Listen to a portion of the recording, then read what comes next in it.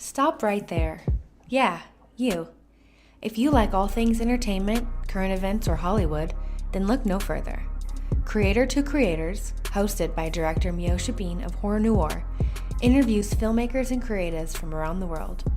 Join in on the fun, guest celebrities, and informative information to have as a creator. Hit subscribe and stay connected to Creator to Creators. Hi guys, welcome to another episode of Creators to Creators today. Today we have a special guest. We're Heatstroke. Heatstroke. I actually really like the name. Before I get into my question, where did that name come from? That is so cool. We had when we were trying to come up with a name, we all wrote down like a list of I think we all put forth about 20, and there was no way that the three of us were going to agree at any point. Yeah. So then I just came up with Heatstroke, and we all just settled on it. We were like, sure. The Beatles was already taken, so we had to go with that. Right. It's a great name. it's fun. I'm like, okay, I like it. It's different. It's very different. I love that. So I love starting to going back to the beginning of just, our childhoods. I always say that the childhood kind of all the things that we our little habits, things that we pick up kind of charts our trajectory in life, our little things that, that we are interested in somehow follow us when we're older. So tell me a little bit about your childhood, and, you could go individually and then kind of go that way. And then just kind of how did you guys, find each other? And then how did you guys find your way into music? All right. You want to start a game? Want to go from game? Yeah, I guess I can go first. I guess my childhood, I grew up with a single mom and my grandparents. So I listened to a lot of that classic rock, Led Zeppelin, the Eagles, still one of my favorite bands to this day. As they all know, they hate me for it, but it is what it is. So growing up with that, I was also exposed to my mom's music as well. So that early 2000s pop and some of that rock more. But one of my all-time favorite artists, and he's still to this day, even though that I'm into that rock scene now, is Michael Jackson. I just that his style, the way he captivated his stages, his moves and stuff like that. So I guess as I grew a little bit older, I still loving Michael Jackson, and then I got kind of into Bruno Mars, and that transitioned into more of the rock as I got into high school. I know he's not rock, but and even going to that classic vibe, Sam Cooke. So those are some of my musical influences and how I grew up listening to music. I don't know, Troy. Yeah.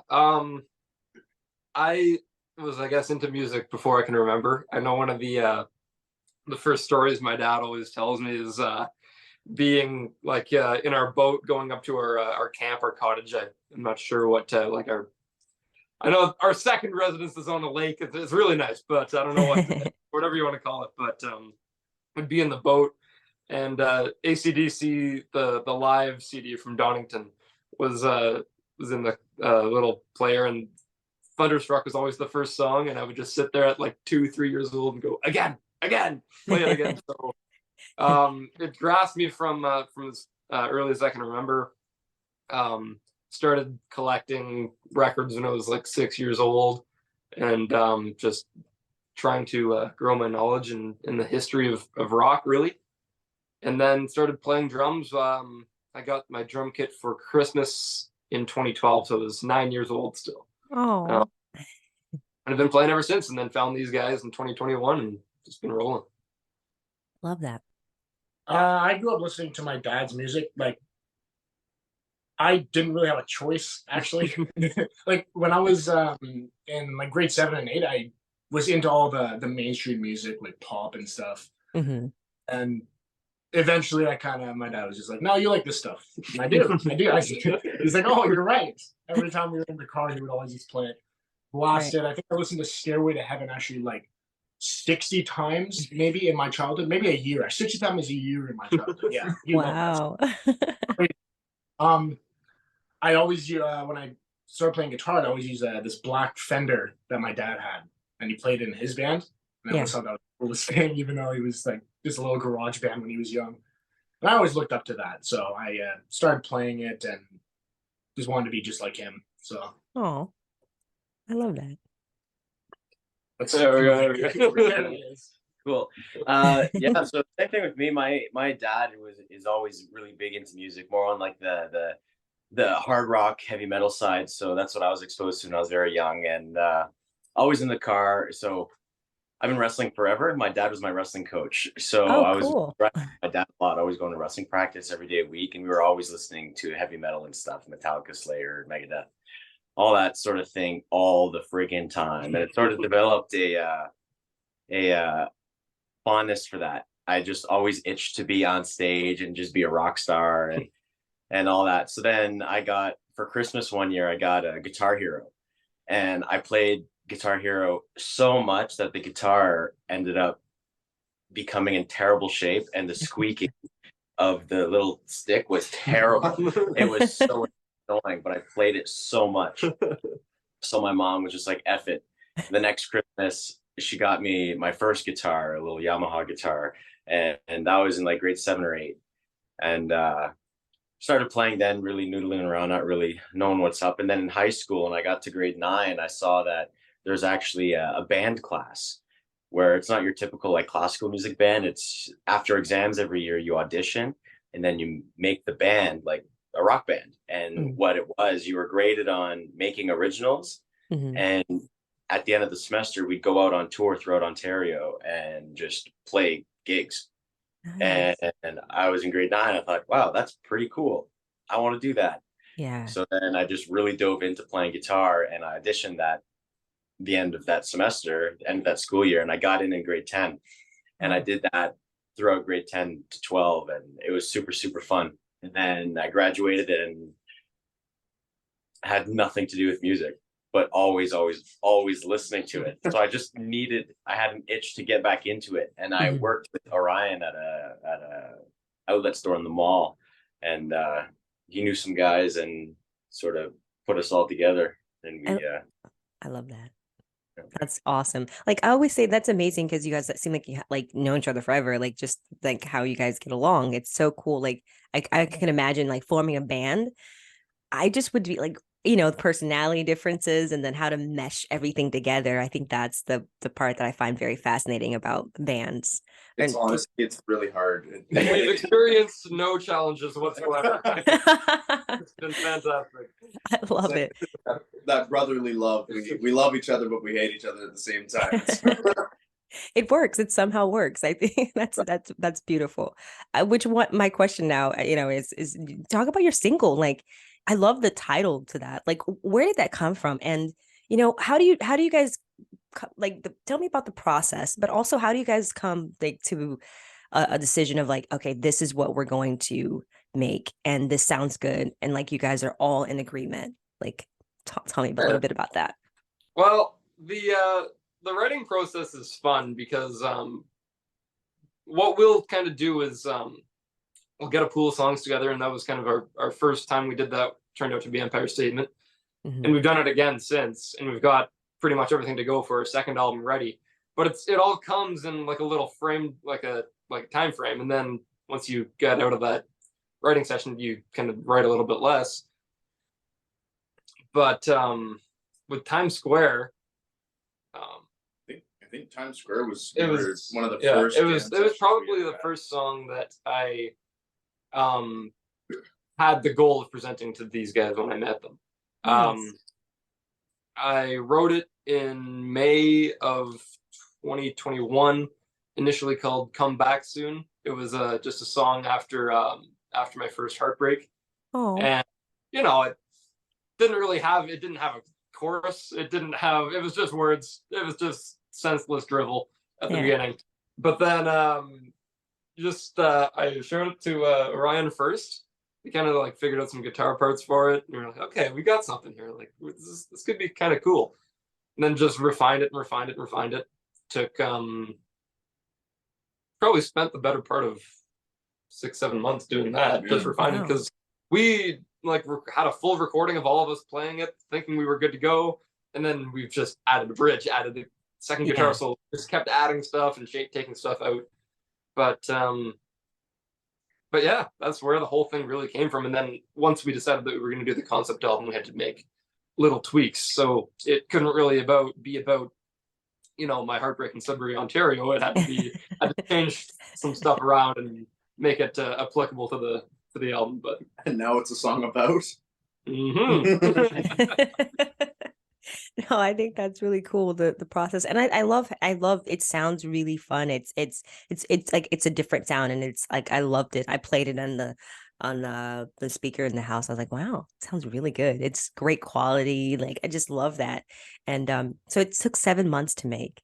That's pretty impressive. yeah, I'd say like that also was probably one of the ones that we I just kept coming back to it because I liked it so much from the beginning that I needed to keep refining. And like maybe some other songs would have been like, now that I feel like I've got my groove for how I write a song a little bit more than I did when I wrote the first album. I might have spent more time on some other ones to improve them, but that was probably the first one that I got to the point that, okay, I am very happy with where this is, and I've got yeah, like I just had the vision very clear right away. But Yeah, that's really cool. Do you guys chime in as well, as like as far as like I'm curious, like do you have like individual taste of like things that you guys want to talk about as far as like in musically as well? Like, oh, what about this topic? Or maybe this is what I'm feeling, or this is what I'm like going through, and then you put it in, you know, I'd they say run it by like you. that's like I'd say for topics it typically goes song by song. So Okay. somebody will come forth with either a melody, maybe a couple lyrics, and then we say, okay, like this is what I have so far. You know, this is the story I want to tell with this song, and the rest of the guys we typically just build on top of that to make it one kind of final story. You know what I mean? Yeah. I totally get that. Do you guys feel like it's the music world is like, as I mean now, I mean it's so music's so saturated, right? And then, you know, just to getting on the charts and the things that you have people you have to compete with, and then there's a bunch of different bands and sounds, and you know, like how do you guys like what keeps you motivated as far as like to continue to make music, even though it's kind of a little bit competitive to get your work out there these days? I think we just all have so much fun playing. And That's good. the more we get to play, the more, in essence, the competition as well is fun. Like Yeah. being a race to the top, quotes, is what drives us. The more that people like us, the more that we're inspired to make more music that we want to show people, hoping that they'll like it. And it's just a repeating cycle of over and over again. And that's what I feel is driving us. having said that too, though, I think I've said it before, but I don't know if music should be like I agree with Hunter in that the race is fun, but after we did our first Battle of the Bands competition in our hometown, we won it, but that we realized I realized anyway that like music really shouldn't be a competition, because like we listened to music all day. I was like, I enjoyed every band in their own right, and someone, if they really like something, it's there's no reason why they can. It's not like sports, right? It's not like you can like one team and not another. You just you want you to win, your team to win all the time. It's like you can like Led Zeppelin and the Who and Aerosmith, and you can put all those bands together and you can say, I like them all. Yeah. So I like that about the arts, is that it's not exactly a competition for the best, but competition for the sort of fake illusion numbers that are at the top. Right? But, that part, yeah. at the same time, like for me, as the only reason I'm going to keep writing songs is if I've got something to say. Because I mean, you can make all the music in the world and you're using chords that have already been used before, but you're writing something new and something that means something to you. Yeah. So as long as the lyrics are there, I'm not ending anytime soon. Yeah, exactly. Yeah. I always, yeah, I love that.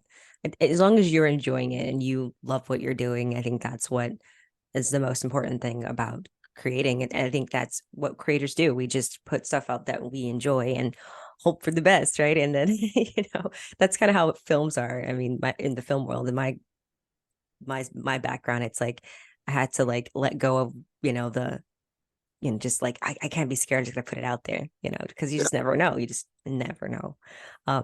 So I'm curious, do you guys feel like the music world is changing for the better for artists in more favor of like in sorts of like, are there more opportunities for artists now versus, I mean, back then, of course, it was a little difficult. And I mean, I can imagine. And then just the things that other artists had to deal with years ago. But now we're in like, the age of AI and things are just I think it's online. I think it's way harder. I mean, I think about the British, like the blues rock scene.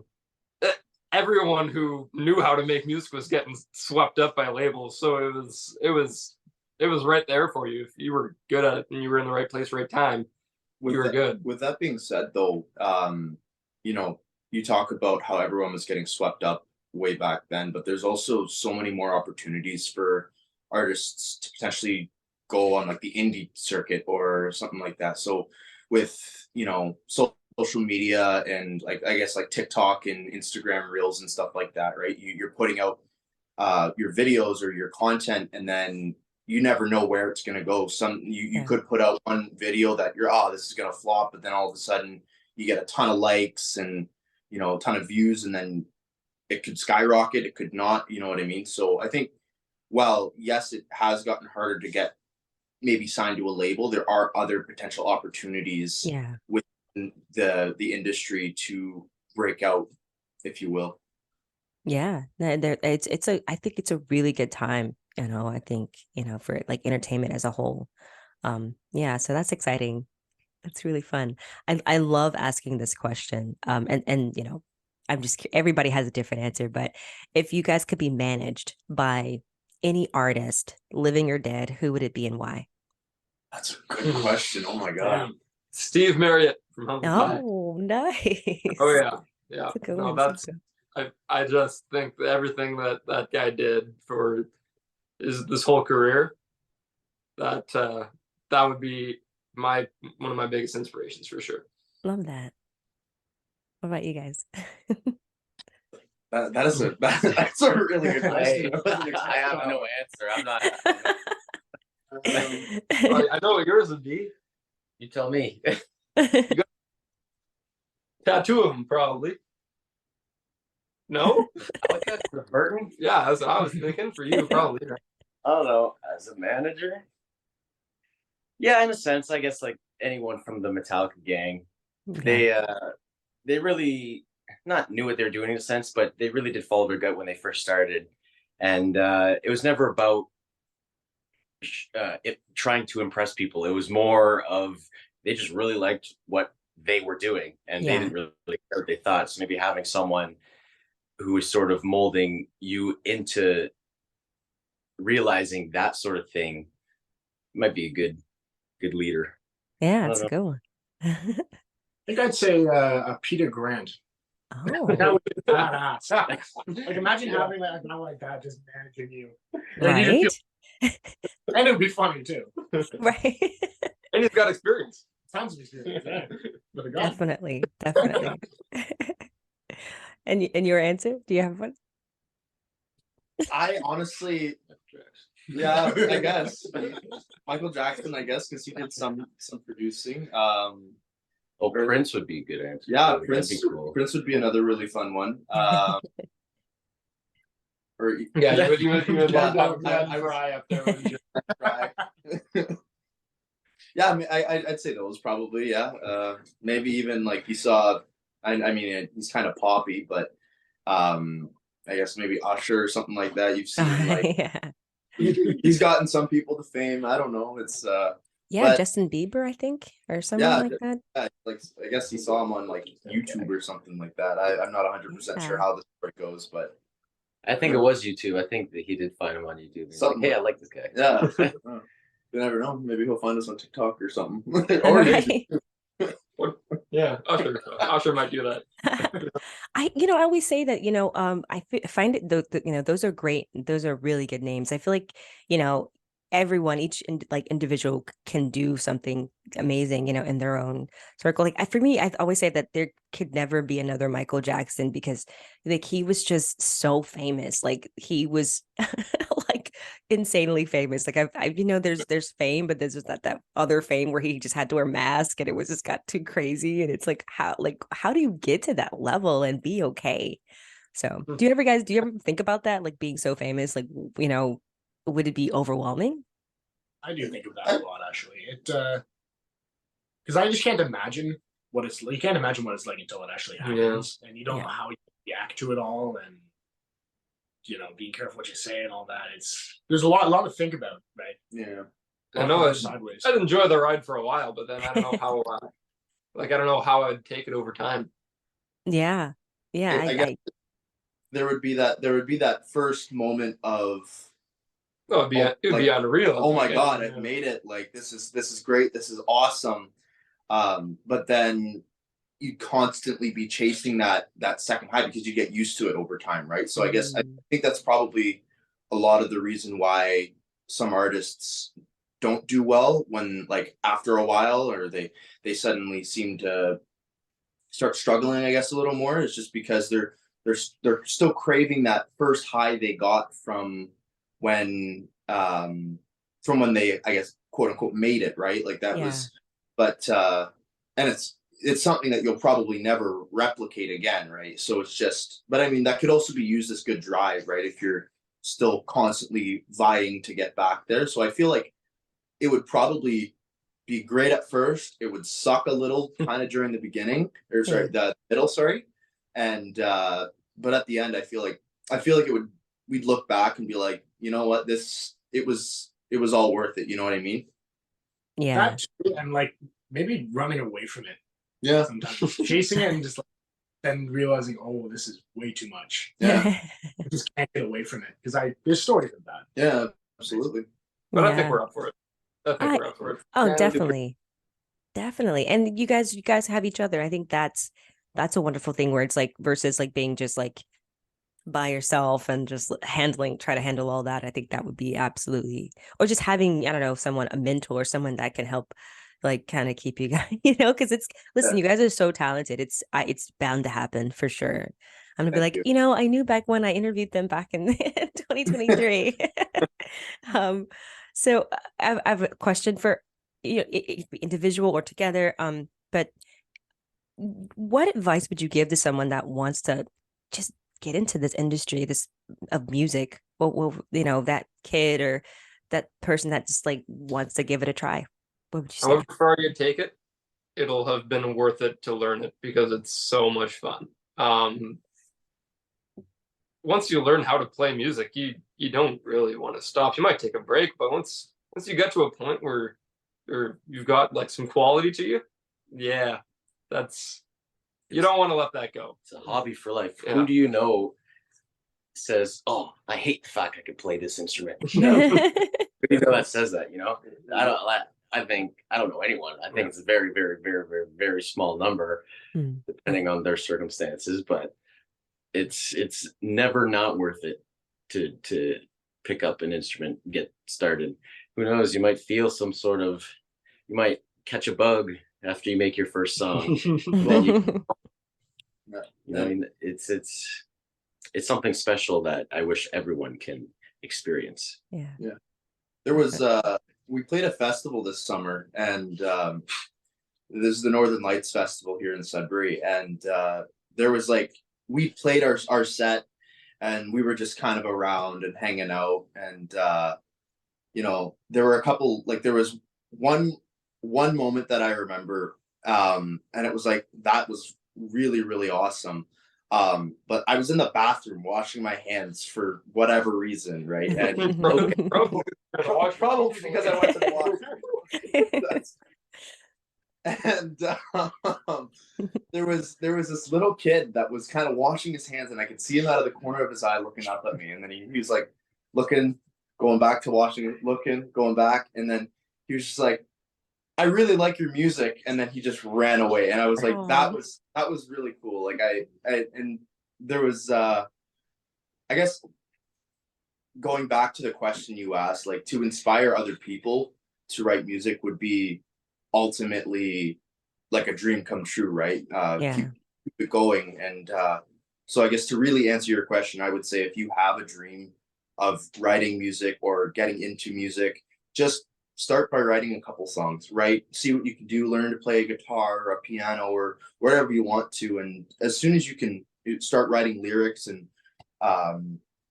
writing songs, right? It's Just see go where, for it. see where it takes you, right? Like, and even if you just ultimately decide I don't want to be in the music industry, you've got songs, you got some stories to tell.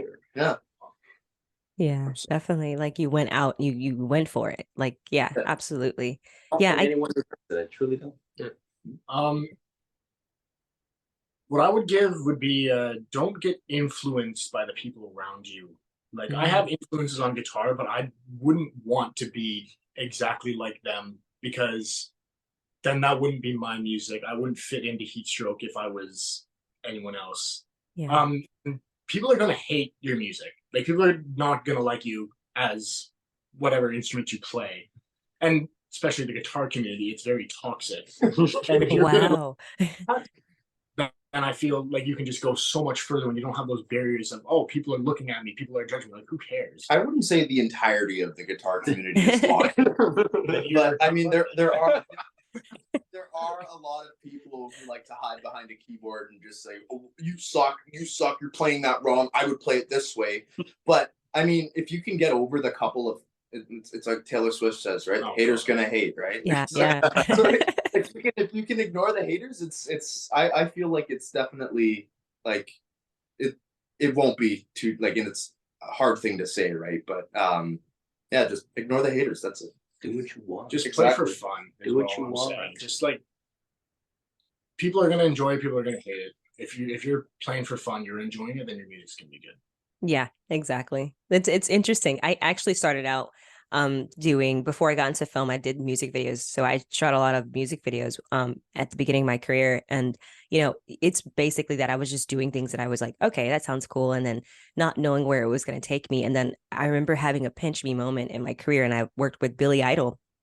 And it was on a Billy Idol set, and he was just the most coolest guy ever. And we had conversations like when we were between takes, and we were there for 24 hours just shooting this thing with him. And he had so much energy. And I'm just like, why do you keep doing it? And I was so curious. And he said, honestly, I just love what I do. I really enjoy it. And I think that's the perspective. That's what it is. Like at the end of the day, it's like, as long as you love it and enjoy it, why stop? So Absolutely. Yeah.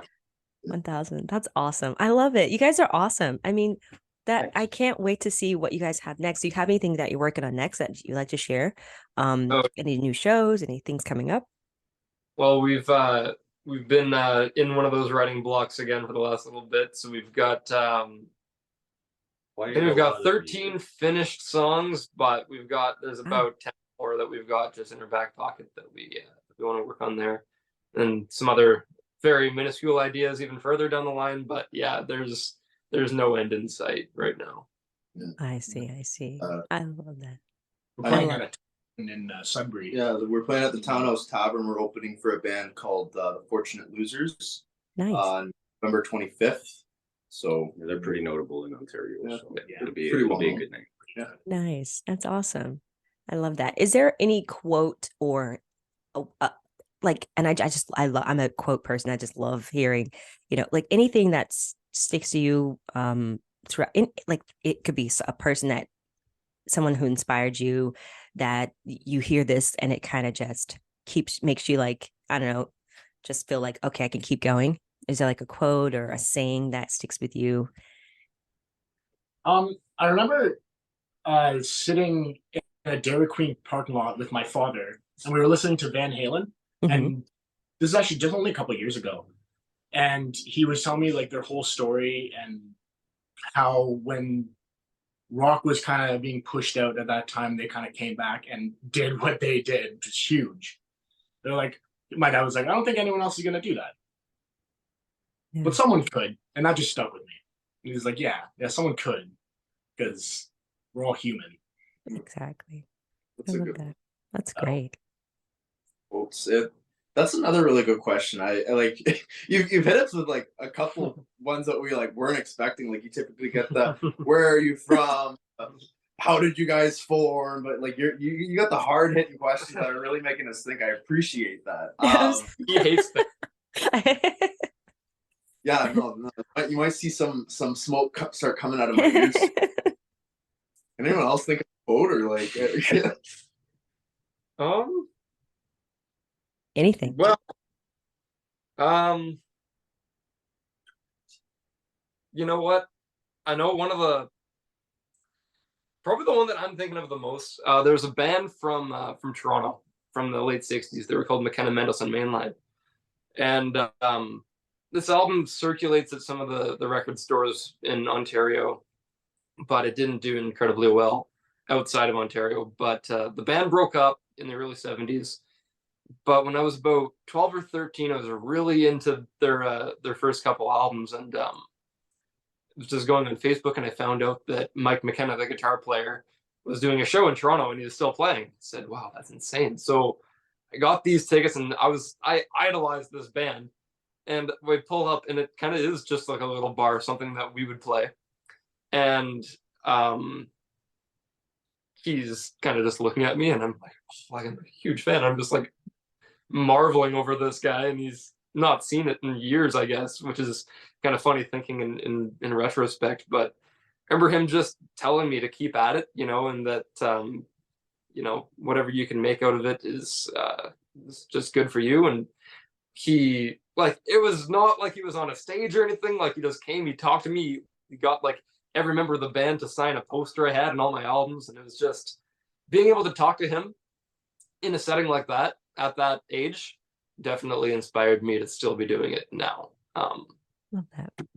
Yeah. That's awesome. I love those moments. I always say that it's definitely kind of tells you like, okay, I'm on the right track. Like when you have those little pockets in your life, like those people that come and say something, or it could be like a little saying, it just, I don't know, it just sticks with you. And it's like, oh, okay, I can keep doing this. I can keep going. That, I guess, it's encouragement. So yeah, I love hearing that. And sorry for the hard questions, but it just, I